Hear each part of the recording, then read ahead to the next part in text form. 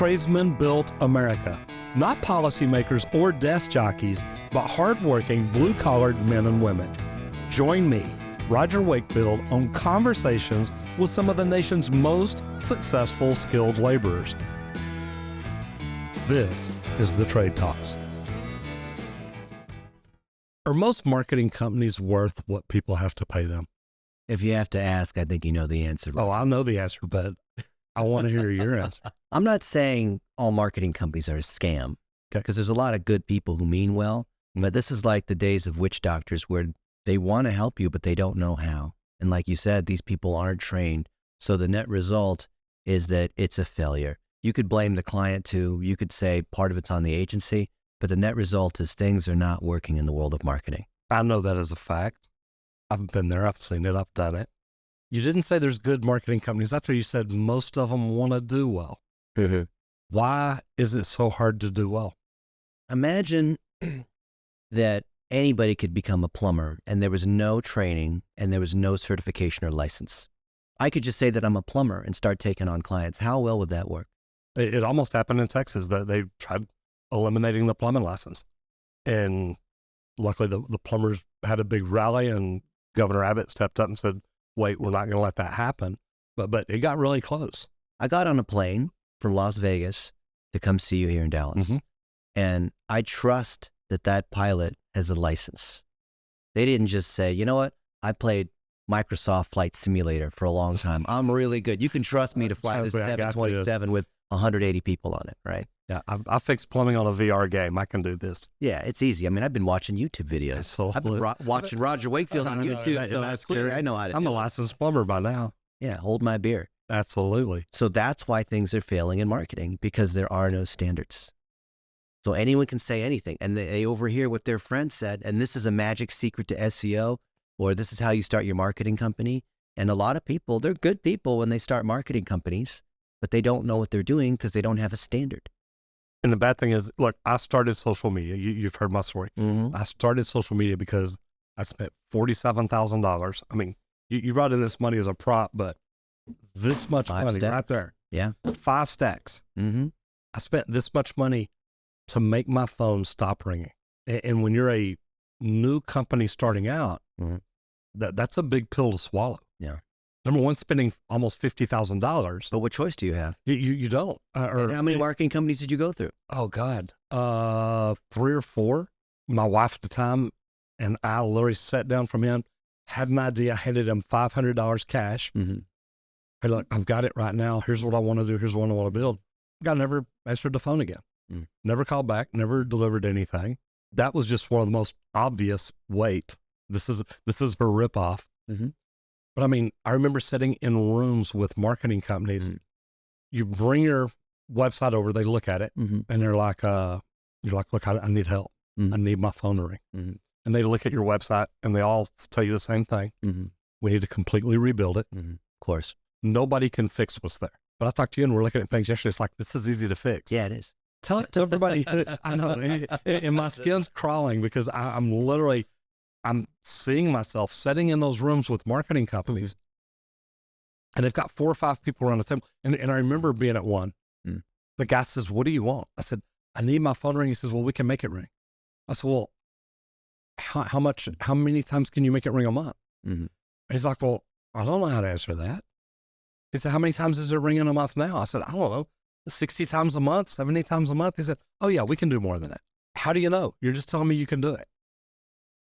So tell everybody who you are and what you do. How do you know so much about marketing? I don't really know anything about marketing. I'm just an Asian search engine engineer. I was one of the first people at Yahoo before there was a Google. And I just look at the data. And when you build websites, when you look at log data, in other words, looking at user behavior and mm-hmm. see what they do, it's like having an X-ray or having all these modern tools. You know, if I had Leak Pro and I could detect where the leak is, then I know exactly what to do and where to go. If I'm fishing and I see where the fish are, I can go straight there and fish. But if I don't know, like my favorite analogy here is that of a medical doctor. So in the world of witchcraft and Ouija boards and witch doctors, where they don't have any tools and they can't measure your blood and see your testosterone levels, they can't see where the broken bone is because of the X-ray, they're just going to make stuff up. doctor, I'm in pain. And then I can just declare that I'm a doctor because I watched videos on YouTube. And so just because you pray, or because nothing wrong with praying, nothing wrong with having a positive attitude, but if you don't know how to operate, you're going to kill those patients. And each time I see these marketing companies, they kill their patient. They just think, well, I just need to, if I was more motivated, the next patient won't die. So for me, I've come from the world of data and math and analytics. I was there in the beginning. I built my first website 30 some years ago. And I've always viewed it from the standpoint of there is a structure to do things. And you and I, in the last few days, we've looked at different websites and we've instantly seen, have we not? What's working, what's not. We can see the keywords they're ranking on. We can see how much traffic they have. We can see the stuff in 5 seconds. I have an x-ray, which is not special.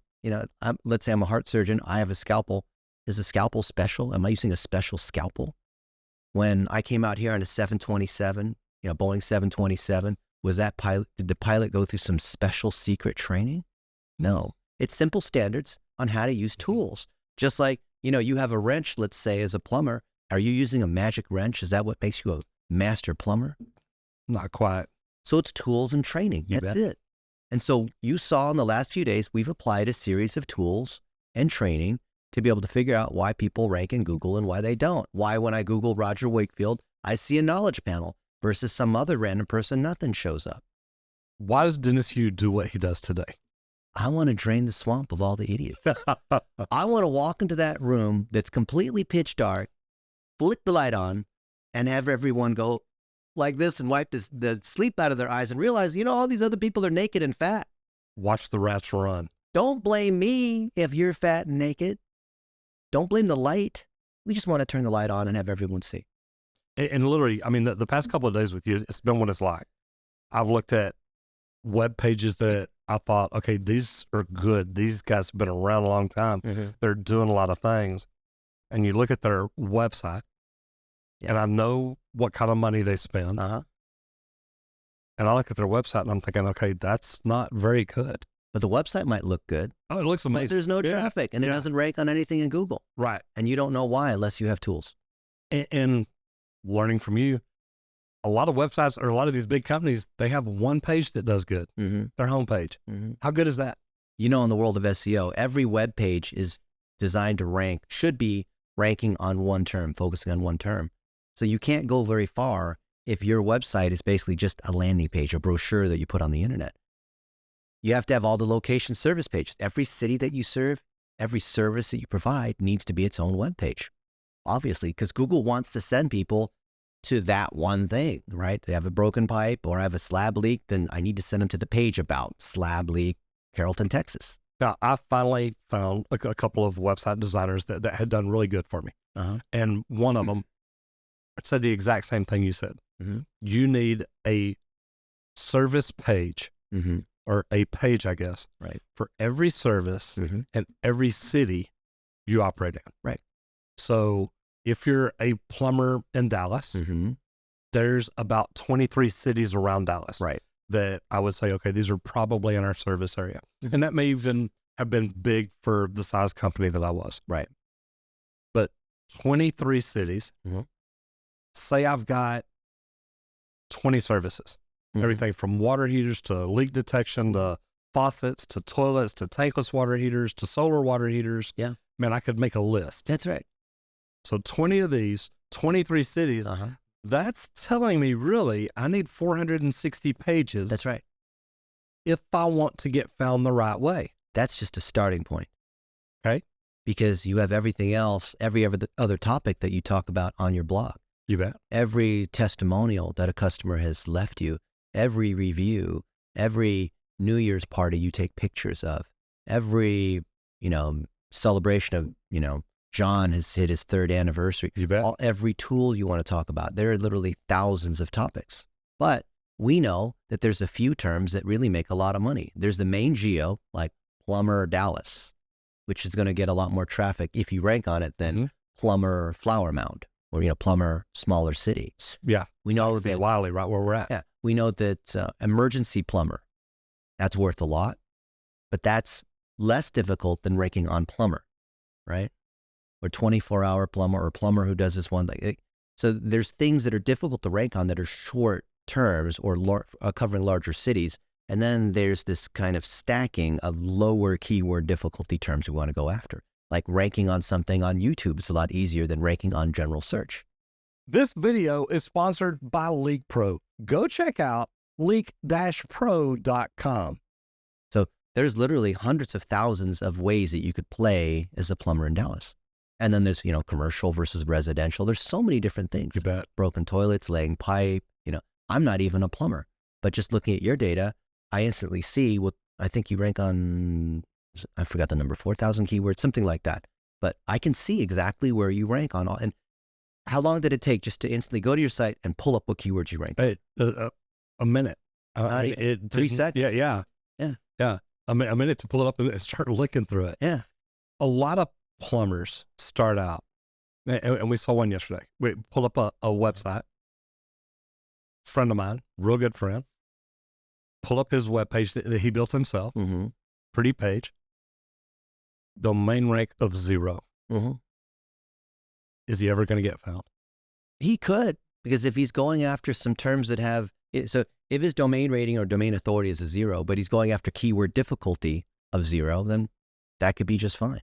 But if he wants to go against anything that's valuable, or the major city times plumber, then probably not. See, he has no trust. Domain. When you say domain rating of 0, what you're really saying is he has no trust with Google because nobody's linking to him. And the links that come to him, it's not that he has a lot of links or not. It's that the links themselves carry no power. So if I had a link from the Dallas Morning News that linked to my business because I sponsored a 5K or because, something happened, or I received some award, then that is a signal of trust. Google's looking at the trust that comes from your geo, meaning the city like Dallas, Mm-hmm. or the category, plumbing or garage doors or veterinarians or whatever it is. And they're saying, of all the people that vote for it, meaning linking to, you understand like linking is basically voting, right? Mm-hmm. Of all the people that link to me, these other websites that link to me, who are they? And even without knowing what that site is, if I know who's linking to a particular site, that gives me an idea of who that is. I'm Google and I see that there's this one site and it's got lots of links from other businesses in Orange County. And there's other people that are talking about pets and people in the world of pet care that are linking to this site. I can probably guess that that website is an Orange County veterinarian, right? Mm-hmm. And that's the way Google looks at it. It looks at the trust, the signals that come mainly from link signals. And we can easily see what those links are. That friend of yours who has a domain rating of 0, he has no links coming in. He has no trust. Right. Any spammer could just, look, us as a search engine, we look at it in terms of you're guilty until proven innocent. So any spammer can just auto-generate a site about whatever it is. Mm-hmm. And it, by default, has no links coming into it, has no trust. But if there are links from major media, from nonprofits, from other businesses, because you spoke at a conference, because all of these things, then that says that that site probably has some level of trust, because the Dallas Morning News is not going to link to a porn site, right? Or to like whatever site selling Viagra. So there has to be the trust, and it has to be topically relevant. So these companies that come in and say, look, we can get you thousands of backlinks. Uh-huh. Trust me, I've heard that line. Oh, yeah. That's not always a good thing.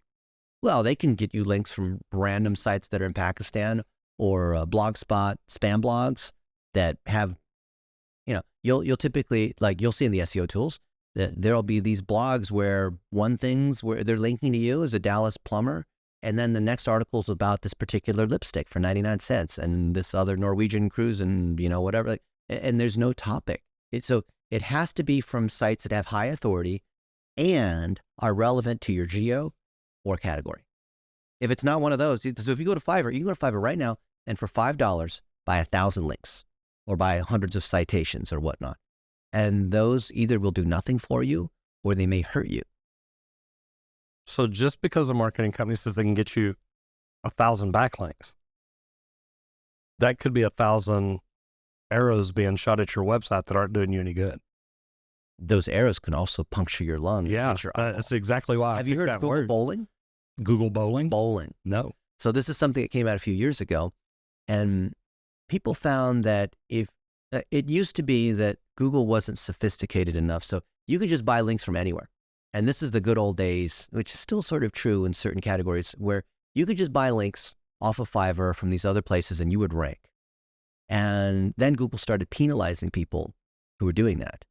So people got really smart in competitive areas like locksmith and real estate and Viagra or whatever. They would buy garbage links intentionally for their competitors. And then the competitors would just drop. And these guys would say like, what happened to my rankings? You know, oh, you might've been Google bold. So, wow. And it still kind of works today. Like I wouldn't do this, but I could buy a whole bunch of like porn links and point to rogerwakefield.com and then have the anchor text be some horrible sorts of terms pointing to you. And that often works in destroying your competitor. Because if you're number 3 on a really important keyword, it's kind of economically worth it for you to try to unseat number 1 and number 2. Because the move from 3 to 2 to 1 will literally give you 10 times more traffic, right? So it's worth it for some people to do that. And it's not that you as the plumber would advocate, doing a hit on a competitor, right? But your agency might want to get some better rankings. And most agencies, are subbing the work to some other agency who subs the work to some other agency. So you don't actually know who's doing the underlying work. So this kind of stuff may be happening. You could ask these SEO companies, do you buy links? And they'll say, oh, no. Of course we don't buy links. Are you sure? Did you sub out? So who's doing the link building? Are you doing the link building? No, you're not. Okay, so you subbed out this other company. Did that other company, ask them, did they? No, they don't do any link. No, we don't do any link. Right, we don't allow that. That's right. But then do you sub it out to some? Yeah, I have this guy I use in Pakistan. Okay, but is he buying links? So somewhere down the line. And so we have these SEO companies swear up and down, no, we don't buy links, because everyone knows buying links is a big no-no in the world of SEO, right? They swear up and down there's no links being bought. We go in and in 5 seconds, we can see, well, what's up with this weird blogspot? Like, what's up with these spam blogs? What's up with these places that we know are clear honeypots that you're buying links from? These link exchanges and PBNs, like, it's clearly what they do. No, it wasn't. Oh, you know what? That was okay, well, that's why. There it is. How easy is it for a company owner to find out how good or bad their domain's doing, or how good or bad links or backlinks, or do they have any, and are they beneficial or detrimental? It'll take me about 15 seconds to do that. And if they have access to the tools and do the things like we've been the last few days, maybe it'll take them 5 minutes. It's not a difficult thing. Right, I'm a plumber. It takes me a little longer than it does. So if you ask me, hey, Dennis, how long would it take me to determine if I'm fat? And I pulled out a scale.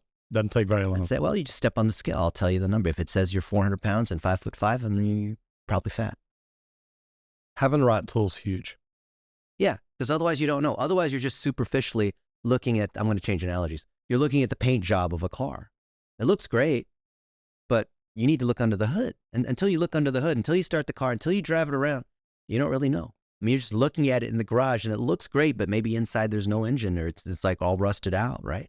You can't tell just by looking at a website. Out of 100 marketing companies, how many of them are doing things right? Pretty much zero. Is that scary? I wouldn't even say one.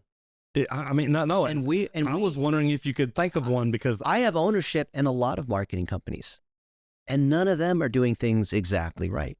You can poke holes in anybody's marketing, but it's not to say, because there's always things that you can do better, but it's not to say, what I am looking at is, are they driving enough value that these other things which could be fixed are inconsequential? Are they making the phone ring enough that every dollar that's being spent, whether it's on SEO or ads, or every dollar being spent drives at least $10 in provable revenue? If that's true, then I'm not so worried about these other things that are broken. No, and as a company owner, I'm not either. If I'm giving you $1,000 and you're making $10,000 ring, I can see it in Service Titan or see it in the CRM, then yeah, why not? You bet. Yeah, there's certain softwares out there that let you actually look at it that clearly. Yeah. Most companies, most smaller companies don't have software like that. They just keep, I remember walking into the marketing company that was right over by where we had dinner last night.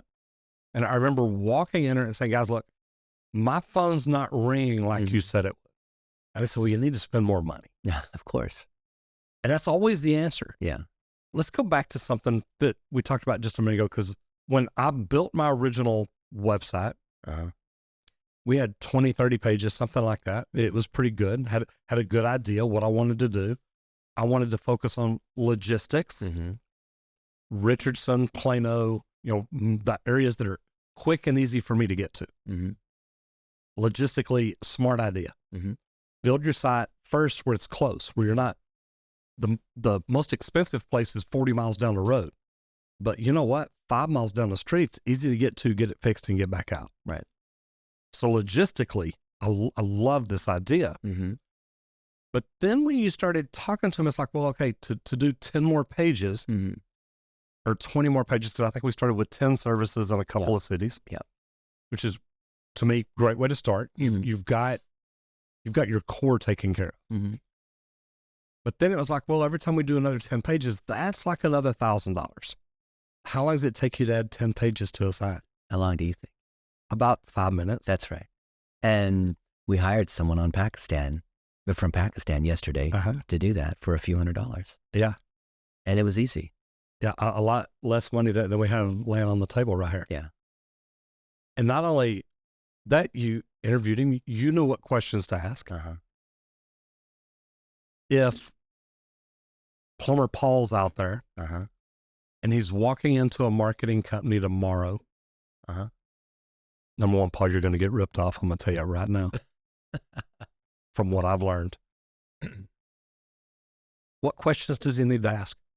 A, I want to see other clients that you've done this for, other plumbers. Show me 3 other plumbers that you've done this for. B, do I have control and ownership of my assets? And this is a big one, because these agencies will say, oh, yeah, you have control and it's all yours. Okay, so do I have admin to my WordPress? Do I have ownership of my Google Ads account and my LSA account? Well, you own your LSA, but all of these things. And the majority of agencies, they'll say, oh, yeah, you have ownership. Okay, so, but then when you actually press them on, so I can actually make changes to my website. And if I leave you, I still have control of the different ad accounts, the Facebook ad accounts, the business manager, the Google, all these. Do I actually have, not just because they'll say, oh yeah, you have access and all that. And what they'll do is they'll give you access through some third-party tool. Like, no, I don't want access through your Report Garden or agency analytics tool. I want the direct access to my Google Ads account. Oh, no, you can't have that because, we put like 50 other clients in there. Of course, we got to protect the, client confidentiality data. Like they have the whole list of all these reasons on why, we could give you access, but you might go in there and mess it up, and you wouldn't want you to have the liability of, accidentally messing it up because, you wouldn't want to stick your hand in the blender or whatever it is. So they have all these reasons, but you have to get to the point of getting them to admit you have direct ownership of those assets. And if you were to ever leave the agency, you can bring those assets with you. Not like we'll give you a copy of the reporting, or you could build a copy of what we have and start a new account, right? But that will typically nail most clients. And then you ask that's the second, right? First one is like, let me see you've done for these other clients. So I can check your references. Just like when you hire a person, you would check the references. You bet. Funny is that, when you look at hiring employees and you ask for 3 references, of course, if you call those 3 references, they should be saying, oh yeah, Roger's great. I love working with Roger. But you'd be surprised how many agencies can't give you 3 positive references. If you call them up and say, what's it like working with so-and-so marketing company? And if they tell you, well, I don't know, I think things are okay. And you ask them, do you have control of your assets? Do you own your own marketing? You can have an agency work on your stuff, but do you control the assets? Do you know how to hold it, respond? Can you track how many phone calls you got from the LSA and SEO and PPC? And can you track that? And most of them will tell you no. And if they can't, then that's probably a sign that you're not going to be able to either. If you get that far, which will already eliminate 95% of marketing companies, then you ask, of the results, the ROI that I can see inside my GMB, LSA, Google Analytics, Service Titan, whatever it is, where I can see where the phone calls are coming from, are you separating out brand versus non-brand search? Because if someone searches Texas Green Plumbing, that marketing company cannot take credit for that, because that, but they do. That's the problem. You have to separate those two out, because if you do a really good job as a plumbing HVAC company and people type in Roger Wakefield, people type in A1 Garage, they type in Tommy Mello, those are all branded terms. That's the name of the company, name of the person. That's navigational. By the time, if they're typing in Roger Wakefield, that the SEO company cannot take credit for that. That's someone who already knows who you are. They're already typing in company name. Oh, but they're like, well, we put that keyword in there. So we've done consulting for Walmart, for example, right? And I made this joke with some of the folks at Walmart. I said, if I was an efficiency consultant here to try to increase the sales of Walmart, you think about a Walmart and there's a huge box store, and then there's a bunch of these checkout lines. And I could say, you know what, Roger? I noticed that there's a correlation between when there's a checkout, the whole like conveyor belt of you put it on the conveyor belt thing and then people ring you up. Yeah. When there's a checkout and when there's a sale. So what I'm going to do is I'm going to put a conveyor belt in the middle of the aisle. I'm going to put a checkout cash register in the bathroom. I'm going to put them in the parking lot. In fact, I'm going to put these checkout counters all over the store randomly. And that's going to increase my sales, right? I'm going to say no. But here's my thought. Because if I go in for one thing, I get it and I can pay for it back there. When I go get my hunting and fishing license, I pay for it back at the counter in sporting goods. And I walk straight out the door. But I do it like this. Yeah. Because I know there's other things I need. Yeah. And other things I want. And if I go shopping, now I'm going to be here for an hour. Yeah. So that's where I would say no. But I love the idea of, wait, I don't have to go all the way up front and stand in that. I can come in and get what I need, pay for it here and get out. Well, love that. So the point is that the checkout is really a conduit.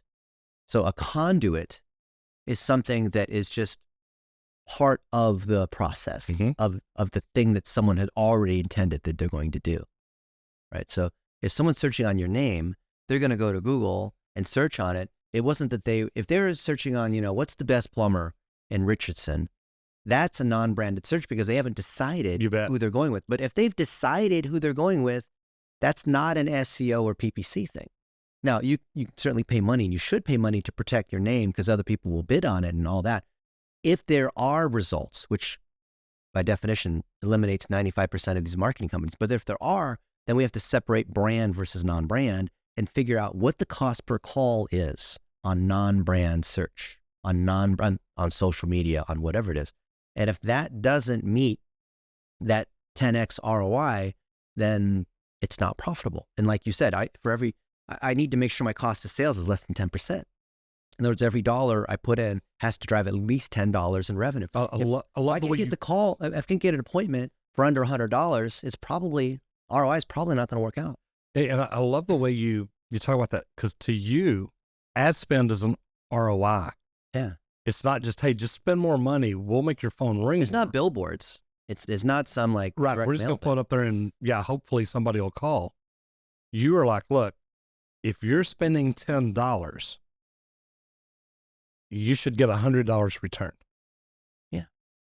And you've got the data and analytics to show how to prove that. Yeah. And it's easy. Even if you're not using a Service Titan, the first thing I do in the trades is I would set up my local service ads.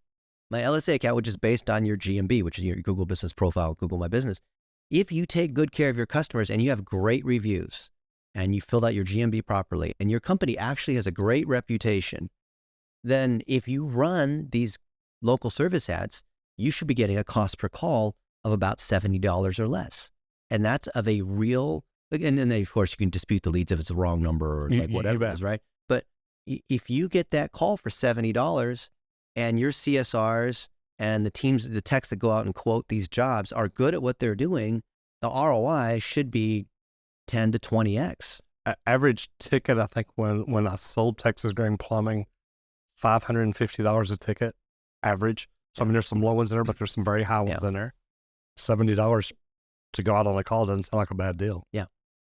Not if you're averaging $550. But that's the beauty. If you sign for LSA and you have your website's a piece of crap and you have no call tracking, you have none of these other things, none of these fancy tools or big CRMs. With LSA alone, they're already showing you the phone calls and they're recorded. So you have instant trackability. And the beauty is LSA is very easy to set up. You don't need a third party because the LSA, there's no creation of ads. Google's automatically creating your ads for you. Google's automatically doing all the optimization. That's why we recommend anyone in the trades or in a local service category where there's a license, start with LSA. Okay. LSA, local service ads. Yeah. Does Fred the plumber need to hire a marketing company to run ads for him like that? No, you could go through the training that you and I created. But it helps if you have a marketing company kind of look over your GMB, make sure your services and categories are selected properly, make sure it's tied properly to your website, audit your call logs to see, are you answering the phone properly, just kind of to advise as part of the setup. But once the LSA is set up properly and you do a good job by answering the phone, the biggest thing that people say is like, oh, I'm not getting any more phone calls. Yeah, but you're running to an answering service, or you're claiming you're 24/7, but you actually don't answer, or whatever it is, or you're disputing every lead that comes through, or you've chosen categories or cities that you don't serve, because you have to go in and you have to select these different areas, like on the map. I don't service this part of, like, we have Pure Plumbing in Las Vegas, and they don't want to do commercial, so we don't select the part of the Las Vegas Strip with all the casinos. We select all these other cities and whatnot, right? But if you don't set that up properly and show like which kinds of jobs you do versus not, then you're going to get calls for things that you don't want. And then you start disputing those leads. And if you dispute too many leads, Google's not going to want to give you more calls, right? Do you need a marketing agency to do that? No, just someone has to go through and just make sure everything's set up properly, right? Just be thorough about it. And then you keep turning the budget up. I love that, because we talked about that yesterday. Man, my mind's going so many different directions. Let's go back to Pure Plumbing. Yeah. How long have you worked with them? Less than a year. Less than a year. What have you seen revenue-wise? What have you seen growth-wise? What difference have you seen? Look, you're a data guy, so it's hard numbers to you. What difference have you seen to where you're like, this was worth it for them? They're ranking on more keywords, because we literally just put more information on the key pages. We tune the local service ads, which we're doing nothing before, so they had some kind of penalty. And now I think we're spending, I don't know, $3,000 a week, something like that. In the Las Vegas market, I think we could probably get up to $7,000 or $8,000 a week. We're probably at $65 a call, something like that. We're running, so off of the LSAs first.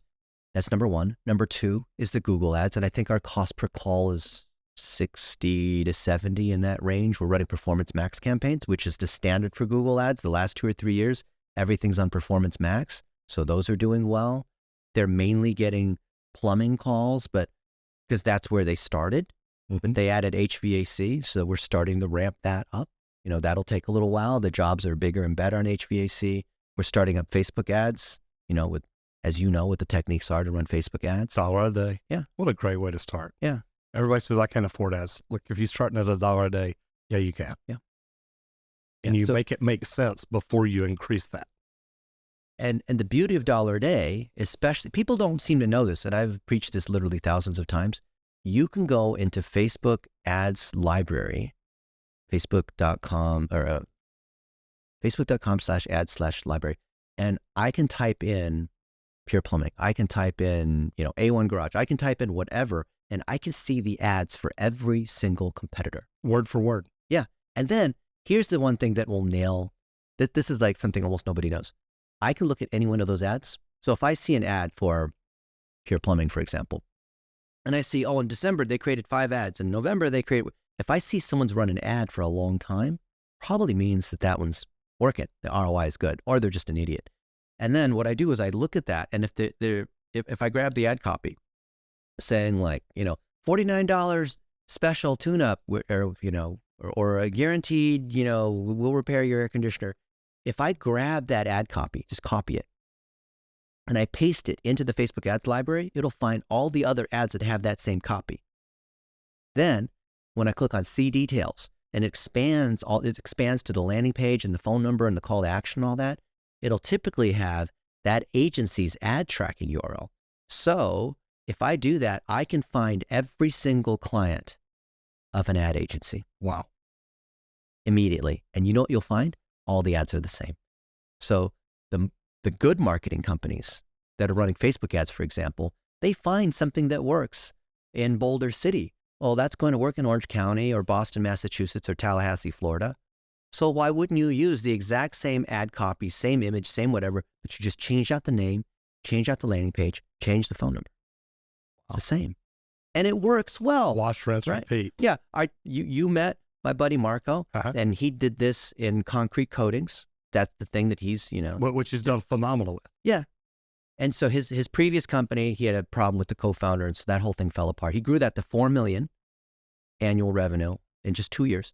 So restarted the company again, and now he's at 40-something clients, 65K MRR. The key is that these clients are doing really well. And he literally is taking the same set of Facebook ads. And every time he gets a new client, because he has a done-for-you service, every time he gets a new client, he just replicates those ads. I've got the ads for you. Here we go. And he's open about it. And other people are like, oh, no, don't tell people, like, it's so easy. You just set up the ads. Like, no, here it is. And that's one thing neat about him. He is so transparent about what he's doing. Yeah. He says, if you want to do what I'm doing, I have a course. You can go ahead and do it yourself, right? So it's not like, oh, it's a secret kind of thing. Like, he literally shows how he does it. And now I'm biased because I've run Facebook ads forever too. He's learned from me, and I coach him, full disclosure, right? I think it's easy. I think that all these trades and home services people should just run their own Facebook ads, because you can go in there, copy that other person's ad word for, of course, change the image, change the stuff to be you, right? I don't think that's hard. But a lot of these plumbing and HVAC companies are like, oh, no, I don't want to do that. I'm a plumber, and this digital marketing thing is, technology. Okay, fine. Hire someone to set it up. But it's not hard. We've published literally step-by-step training manuals on how to do that. And I was going to say, you've got a course that people can take. Yeah. I don't remember the cost of that one. It's not a lot. I think every course you've got's under $500. Yeah. Some are $7. I know, you got a lot that are $7. We have a couple that are like $497. But that's why I said, I think every one you've got, I don't think I've seen one over $500. Now, there may be. You may have. And we have one for $2,000. Okay. Yeah. And I was going to say, I know that you've got like an entire list of courses for $2,500 to teach people basically how to turn it's their own marketing company, or how to become their own marketing company for their company. So thousands of agencies go through our training. We coach thousands of agencies on how to do this. What we found in the last year or two is that these home services companies are bypassing the agencies and just doing it themselves. The reason for this shift is twofold. A is that COVID made it very important to get on digital. You bet. And so they couldn't depend upon the agencies, and the agencies couldn't figure out what was going on. And number two is these AI tools have made it easier, like the chat GPTs have made it easier to execute marketing. So you don't need to do all this extra work. As you saw in the last few days, we're just using chat GPT and these other tools to create campaigns, write emails, write web pages. It's so much easier now. So if somebody wanted to learn the dollar a day. Yeah. Where's your course at? Where can they go find it? They go to blitzmetrics.com/DADC. Well, you got it memorized. Yeah. Every one of your courses like that. It's a system. You can Google it. And for those people that just don't want to pay because they're cheap about it, if they ask ChatGPT to explain it to them, it'll teach them. Yeah. It'll say like, you say like, okay, I'm a roofer in Plano, Texas. What would Dennis Yu say about dollar a day, and how does it apply to me? Wow. And then you export your data from Google Analytics or local service ads or your call reel data. You just export whatever your performance data is, paste it in the ChatGPT and say, okay, I'm a plumber in Plano, Texas or whatever. Go ahead and analyze. And it'll analyze and give you recommendations. But then you also have to say, also, analyze it in the way Dennis Yu would analyze it according to what he teaches and all that. Because it's read every book I've read. It's watched every video I've ever, it's like thousands. You would never be able to read all the articles and videos, and it's too much. But ChatGPT can do all that for you. And then if you want to go to YouTube, as you have, and you type in Dennis Yu Content Factory, Dennis Yu dollar a day, thousands of videos. I guarantee you, I've watched your Content Factory video probably 4 times in the last week, just because every time I go through it, I'm like, oh my God, I need to do this. And yeah, it's like, we talk a lot about Michael Gerber. Yeah. Talked yesterday about Sean Cattle. They've got books out, and every time I read their book or if I'm going to Austin or San Antonio, I'll stick in an audio book and listen to it driving down the road. I may watch it on YouTube, as you've seen. Yeah. Every time I go through the book, I'm like, oh my God, wait, they didn't say that last time. And I've done that with you here lately. Yeah. It's like, wait, he didn't say that last time I watched this. You know, he changed it. Oh my God, I'm not doing this, or why didn't I catch that, or whatever. And, you know, it's neat. I remember being at a conference one day, and the guy says, look, everybody's saying right now, read a book a week. Read 52 books a year. He says, what if you picked 5 books and read them 10 times? By the end of the year, if I could quote Think and Grow Rich, Mm-hmm. man, I'd be doing everything perfect. Yeah. If I could quote Rich Dad, Poor Dad, if I could quote E-Myth, you know, there's so many books out there that tell you, look, this is how you do it. Yeah. And you've got books out about everything you teach, everything you do. I love that idea because I'm a knowledge junkie now. Mm. You've seen me. I drive down the road and listen. I would say watch, but I don't think you're legally allowed to do that. I'm a sponge. You've seen me. If somebody wanted to jump in and learn $1 a day, they buy the course, they go to ChatGPT, they do everything. Because I'm like, look, buy the course, get it directly the way you put it out to be taught. Yeah.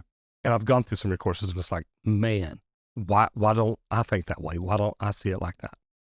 And you make it very simple, very inexpensive. I've never heard a marketing company tell me, hey, look, just spend $1 a day with us. They want $1,000 a day. How long would it take somebody to get good at something like that? If this is what they did full time, if they're not even full time, they're a plumbing company owner. Let's go back to plumbers. I mean, if you're already running a company and you have other responsibilities, probably 3 months. Okay. If you're a young adult and this is what you're focusing on, eating, sleeping, breathing, living. By the end of the week. Yeah, maybe a week. Yeah. Yeah. You know, you've got a protege with you, Will. And we're talking to him yesterday. Look, how long, because you need more Wills. Yeah. You need people to teach how to do the big picture, not just $1 a day. Right. And we were talking yesterday, how long would it take a Will, somebody coming in, to go from zero to, you know, they've got to make money. So let's say $100,000 a year is a great living in the United States. Yep. And we figured, you know, a year to a year and a half. Yeah. That's faster than a plumber's going to get there. That's assuming no work or business experience. You bet. But they're still intelligent, have all the work ethic, smart, that kind of thing. Yeah. Okay. So somebody comes in that, look, I know how to build websites. I understand social media. I know how to get into Google Ads or Google Analytics. And I know something about it. Probably half the time. Yeah. Maybe even faster than that. Yeah. Google's changing. And the things that you teach are kind of where Google's headed. Because I've thought the same thing for the last 20 years. You call it digital plumbing, which I love. Being a master plumber, you know, you recognize greatness. It's all got to tie together. Yeah. And, you know, we were talking yesterday driving the truck about gas. You're like, wait, plumbers do gas? You said, I thought plumbers just do water. Yeah. A lot of marketing companies just do keywords. They call it SEO. There's a whole lot more to it than that in there. If number one, if I'm a company owner right now, I take my wife, my son, my daughter, I take somebody that's in the office that loves to learn, that says, oh my gosh, I love social media, and say, look, I'm going to send you through Blitz Metrics, I don't know, 10, 20 grand to go through every single course you got. Take it. Or just buy the subscription. Get it all. Yeah. Your what is it? The office hours. Yeah. How much is the subscription per month? $297. $297. So $300 a month. And oh my God, in a year you could go through every freaking course he's got. And what I tell people is, you know what you could do?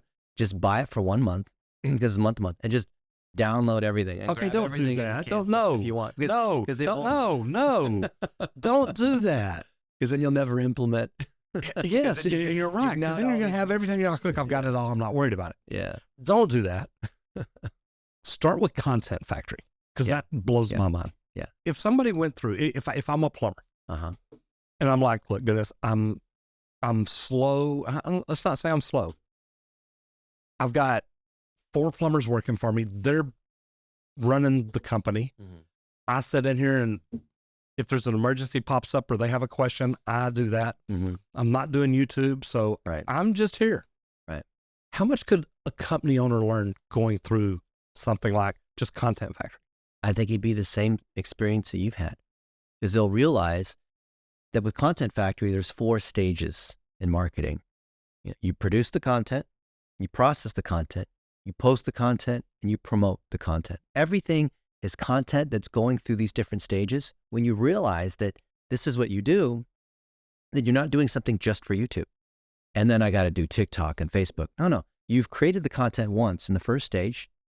Then you have other workers, like VAs from Pakistan, that are processing the content and taking that same content and repurposing, meaning posting it as articles, as YouTubes, as Instagram stories, as things to your GMB, as to whatever it is. You don't have to produce content for all these channels. You don't have to produce according to the content, calendar or whatever. And then promoting allows your content to live forever. When you find something that works, you can put $1 a day against it or $10 a day against it forever. You're either really smart or really stupid. Yeah. So once It's running forever. Is it generating? Yeah. 10 So you as a business owner, you understand that that's a different dynamic than being a creator. So you're a content creator where you have to put out 3 YouTube videos a week or something like that. That's a different model than being a home services business owner. So if we find that there's an ad for us that drives phone calls at $50, right? And it works super well, then we let that run forever, right? Because the thing that works, the whole idea of the Content Factory is how do I find something that works? And then I let it run forever. So if there's an idea of a sale or here's, Happy New Year 2024 or something, that's ephemeral content. That's content that expires because the next day it's no longer relevant. The day after Halloween, your Happy Halloween message isn't worth anything. It any good. And it's right. National Pizza Day or what, who cares? What I care about is what is reusable so that the system will continue to operate. And the beauty with SEO or PPC or anything Google-ish is that that every day the same people, their toilets are being broken. The same people, their pipes are clogged. The same thing is happening every day in people's lives repetitively. Mm-hmm. So if you create something that solves for that problem, an ad or something in your GMB, or you've done something on your webpage that ranks for that, that will continue to drive power for you. So once you as a business owner unlock that realization, then you say, wait a minute. So if my company, marketing company that's doing SEO and Google ads and whatever is doing things properly, then if I fire them right now, then everything should continue to run as is. Mm-hmm. Why? Because if the SEO is done properly, I'm not going to lose links if I fire the agency. I'm not going to lose rankings. I might not continue to gain rankings. I might slide slightly because, if the competition is moving up and mine is still the same, but I'm not going to drastically have any decrease. If that company was buying links or doing things that are called black hat, which are like trying to trick Google, and I fire them, then those rented links will disappear. And so I might suffer some kind of pain. But that's something you would have had to suffer anyway because you shouldn't have been doing it.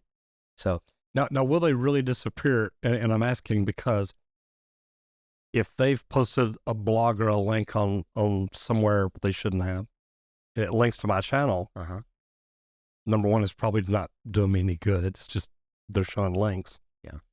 But if I fire them, do they send out a note and remove that? no, Or but if they're renting, so sometimes they'll just rent. the ones that are higher authority, they will rent Okay. per month. Okay. The ones that are fake blog links that are just garbage blogs, spam blogs, those are just auto-generated and no one's going to go back there and try to pull those Right. links. But they never helped anyway. They never had any juice. They never had any authority, so it didn't matter anyway. But the ones that actually do help your rankings that are on high authority sites are often rented. Okay. So that marketing company is no longer going to want to pay for renting the You links. bet. Makes We sense. never believe in renting or paying for links ever. Right. We never pay for links. Ever. No, and I love that. I really do. And I love the way, okay, so many different questions. You mentioned GMB. Google My Business. Yep. And it used to be Google Business Page, GBP. Well, it like was that. called GMB. So all of us have called it GMB forever. But in the last 2 years, Google called it GBP now. Okay. Google Business Okay. Profile, but it's still GMB as far as Okay. we're concerned. You bet. Yeah. And I'm going to ask you this for a reason. How much should it cost a local service provider to set up their Google Business Page, Google My Business? It shouldn't cost anything. You just have to go in there and make sure you fill it out properly. Make sure you answer the questions. Make sure you have, 50 pictures and a few videos. Your service categories are chosen properly. You just need to fill out a robust profile. I You remember can do that in a day. I remember talking to a guy one time, said he charges people $10,000 to do that. He asked them for all the information he needs, the pictures, the videos, whatever. He says, because that is the biggest thing to affect a business. It can affect it immediately.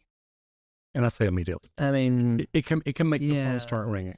if your GMB is already strong, you got a ton of reviews, you're getting a ton of traffic, you could look inside the insights in your GMB and see like how many calls there's 3 actions: calls, maps and directions, and website clicks. If you're already getting a lot of traffic, then you can get more of it. But if it's a new GMB and it gets optimized or filled out properly, that's not going to have any impact at all. Okay.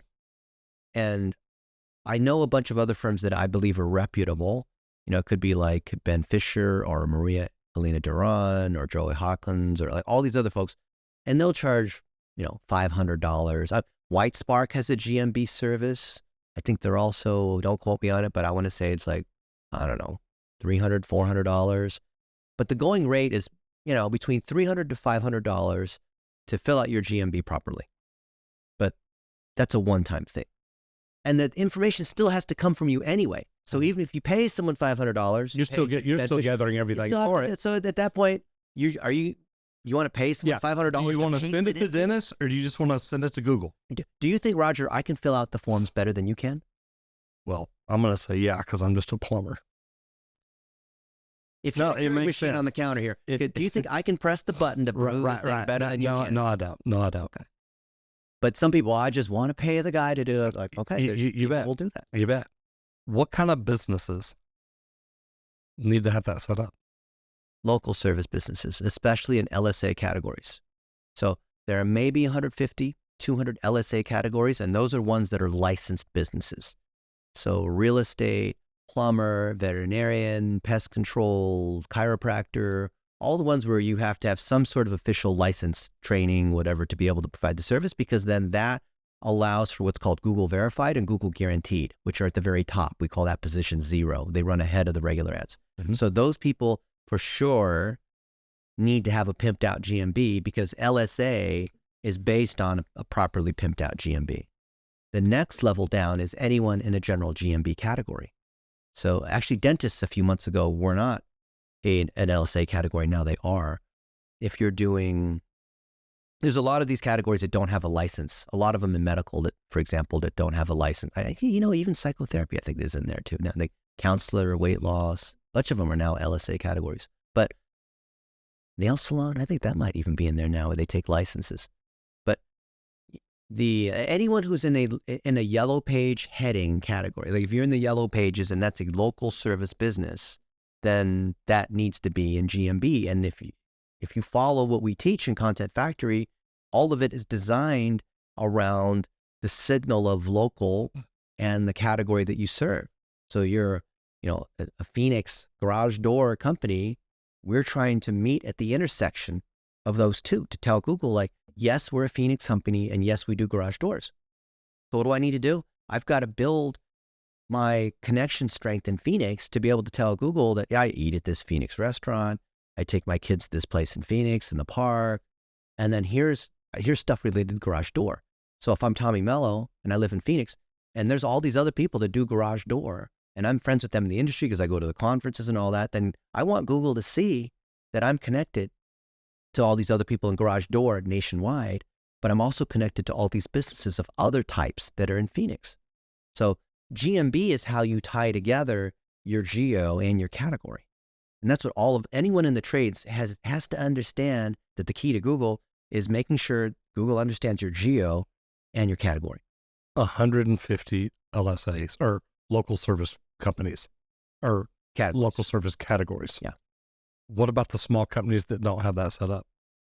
How bad does it hurt them? Pretty bad, because the ones like you, if I do a search right now for, pest control, Richardson, Texas, at the top, I'm going to see these Google guaranteed, Google verified, whatever. And that's ahead of the regular local 3-pack.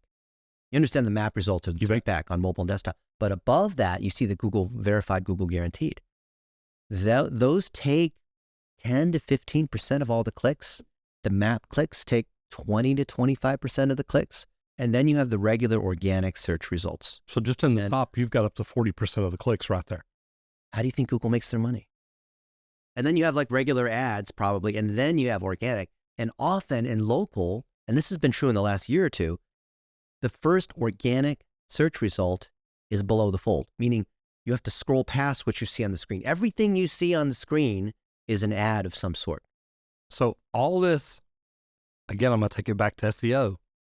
All this SEO, even if they're doing things really, really good, they get you listed the first one below the fold. That's right. Meaning you have to scroll to be able to see it. So how do you get in the 3-pack? Doing everything we're talking about. How do you become verified, recommended, Google guaranteed, all that? Do everything we're talking about. And some of it you've got to sign up for. Yep. So you have to pay to play. You bet. That's where everything's, Google's a publicly traded company. They make money off of ads. So we start with LSA. And some people, they say, well, I can't afford it. I don't want to spend money on advertising. Well, you can start with just $10 a day, right? Set a budget of $300 a month or whatever it is, $100 a week, $200 a week. I would recommend more than that, just to give Google some room to be able to figure out which phone calls are the best for you. And then you can mark these different phone calls. But I don't view it as an expense, like just I'm going to randomly commit to, put it all on red at the casino. That I view it as, I know that LSA is going to work if I've chosen the right categories and optimized my GMB properly, so I don't get calls for things that I don't do, right? And I can always mark the calls, dispute, saying, no, this is not the right call. And I should easily, with LSA, turn $1 into $15 or $20. As long as you answer the phone, your technicians know how to close or quote things properly, charge the right price. Like that should, if your business is working, LSA is a no-brainer. I view that as like a source of funding. Because then as your business grows, just off of LSA alone, you can then put the money into the regular Google ads, which does take a little bit more effort to set up properly because of all the things that, Google has with the way you write ads and organize campaigns. But none of that is really that hard to do. Your question, if you're small, the beauty of $1 a day is that you can start with just a few dollars, even like on Facebook ads. So we recommend LSA, Google ads, SEO, then Facebook ads. That's the order of operations. Some businesses can jump straight to Facebook ads because they have enough brand awareness. They're large enough in the city that once we run ads on Facebook, or they run the ads on Facebook, people recognize that company. Oh, that's Rescue Air. Oh, they have a special or whatever it is. Okay. And it drives to a phone call. And the cost per lead through YouTube and Facebook is a lot less than regular Google ads if you already have some level of awareness in the city. If you're a brand new company, it may or may not work. I mean, Marco's been able to get it to work for companies that do like 10 grand, 20, people who've just started, like just barely gotten going, barely have a couple $1,000 nickels to rub together or whatever.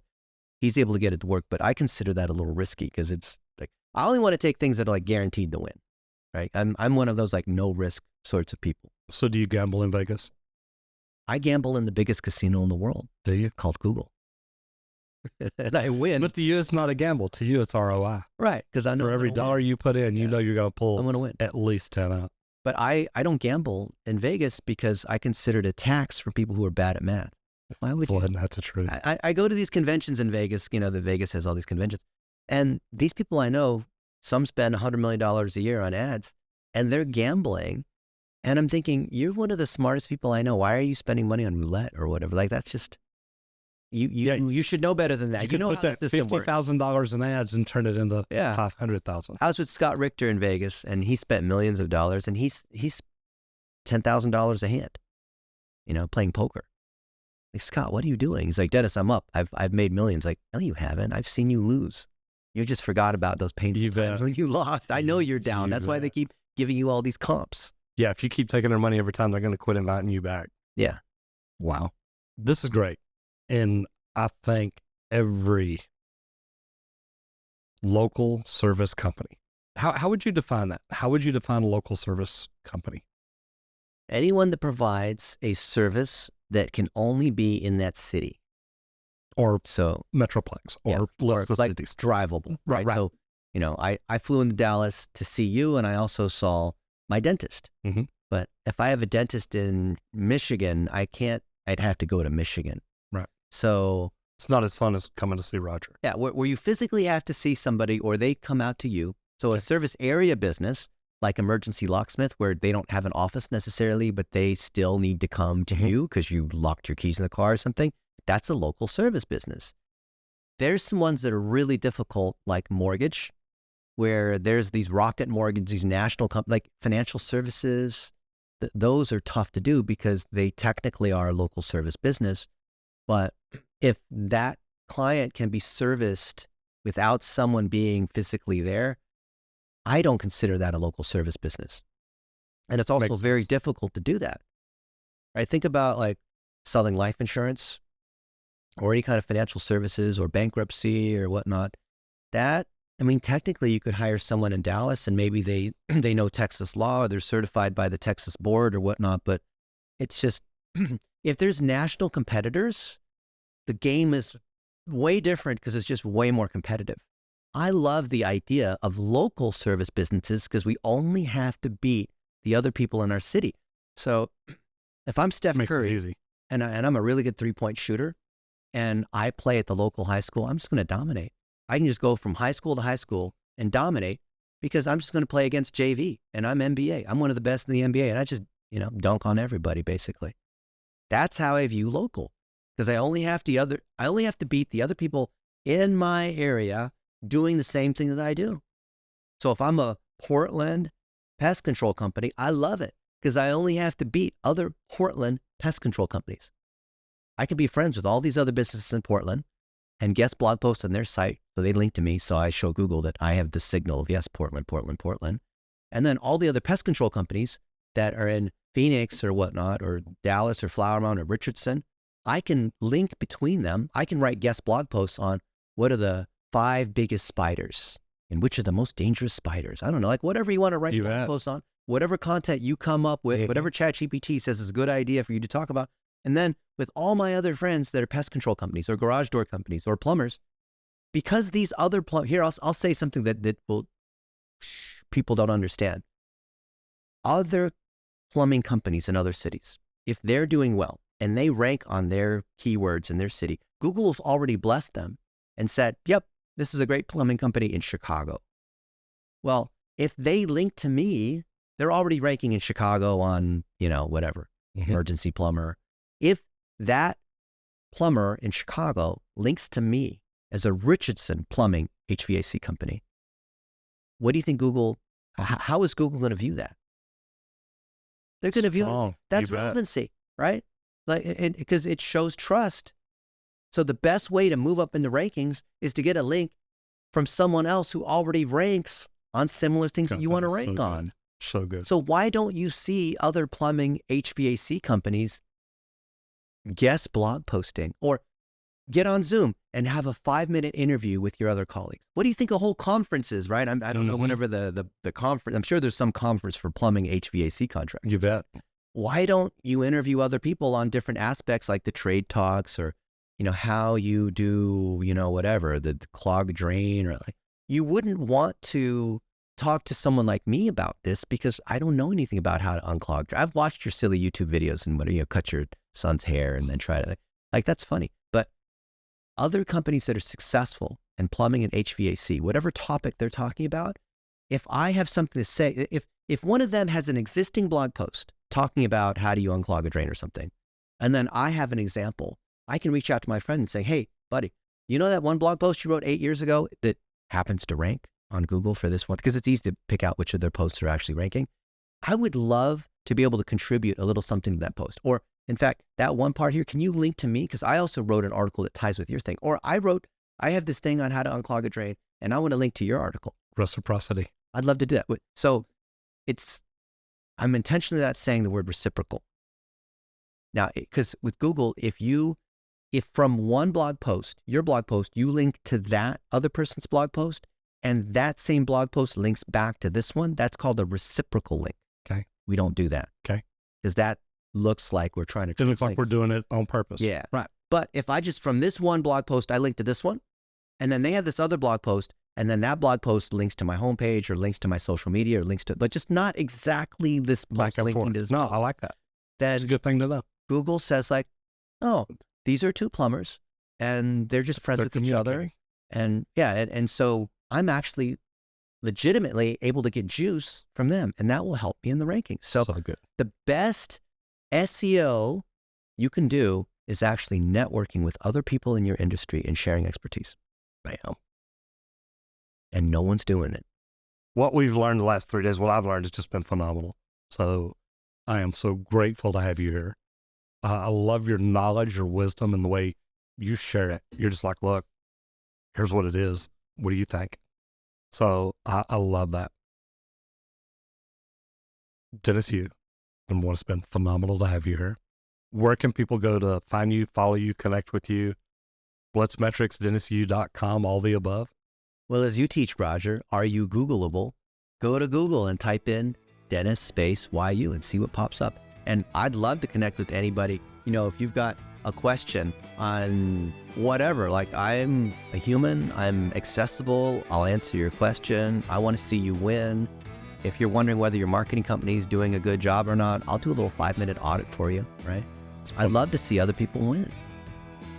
And that's how me and you started, with a question. Yeah. Dennis, I've got a question. And you had a question. Roger, I'm coming to Dallas. Would you like to come down and watch? Absolutely.